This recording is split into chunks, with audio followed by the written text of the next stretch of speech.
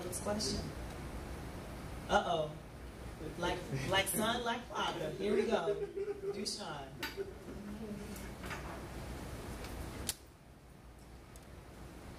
I want to ask about lies.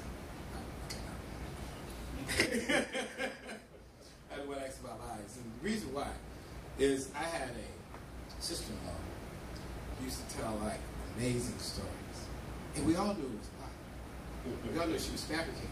But it was amazing. So we just kind of play along with it. It was kind of strange. And I don't know whether that was a lie that would hurt anybody or not. But you alluded to that you use lies as something that would help you at certain points in time. Until you realize that it wasn't helping you at all. I thought it got you what you needed. So are there such a things as the little white lie and such a things as a dark, mean lie that can hurt and destroy millions of people? That's a tough question. There is, but it's like in the eyes of the beholder. The same thing that may mean something to you may not have the same effect on me. Like a person can tell you a lie and they say, there's people that say, I just hate for somebody to lie to me, and I hate for somebody to lie to me. So most of the time they put all lies in the same category, unless they have to tell one.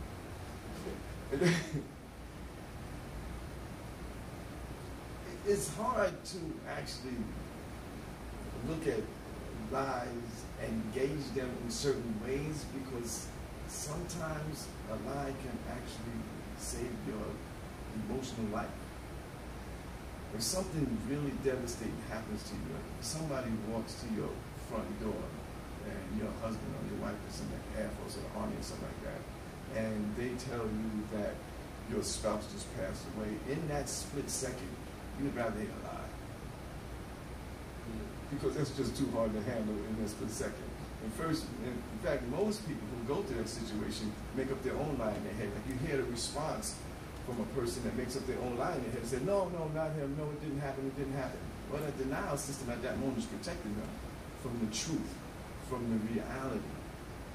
In the program, we say, you tell the truth until to do so when it harms yourself and others. There's certain times people will tell the truth actually just to get guilt out of their system, without considering how this truth is going to make you feel at that moment.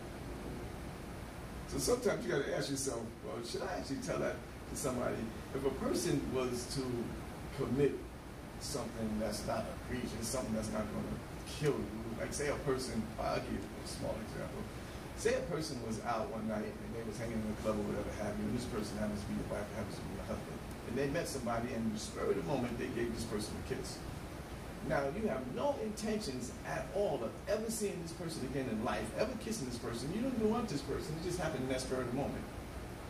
But you're feeling guilty about it. You go home.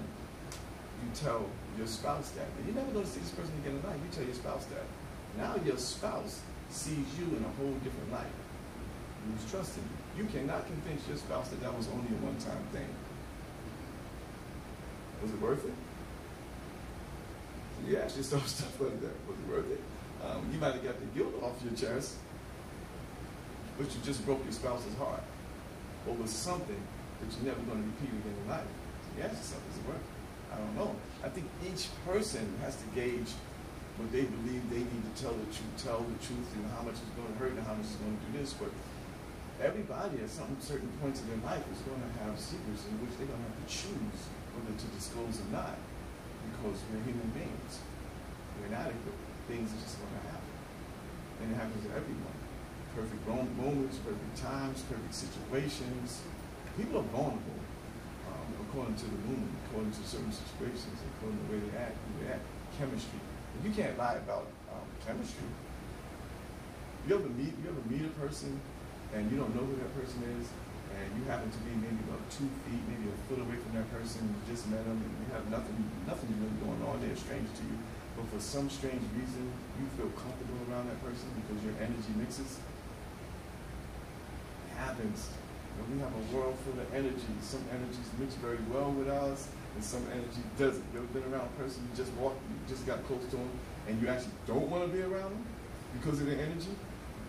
Like your loved ones. the wife, the girlfriend, somebody you fell deeply in love with. Well, the energy did that, but you wasn't in control of the energy at the time it did it. You just happened to be around them. All this stuff wasn't going through your head. You happened to be around them. You might have been attracted to them visually, but when you got around them, this other energy came. You said, man, I would like to be with this person for the rest of my life. But that wasn't your thinking. It was energy. Chemistry. That's what happens. Life is spontaneous more than it is structured, as far as I'm concerned, in my opinion. It's more spontaneous than it is structured. Dushun, you brought up the whole energy conversation. Asked the question about the lie, and then the way that you were able to weave all of that information together, and for you to close out with the concept that we're all energies, and how you connected the information regarding our connections because of energies with each other, taking us back to what Dushun asked regarding the lie. And your foundational response is basically, we're all going to have secrets that at some point we need to determine, will we disclose them? And when we disclose them, we have to recognize not only how it's going to affect us, yet how will it affect others. Repercussions. Repercussions.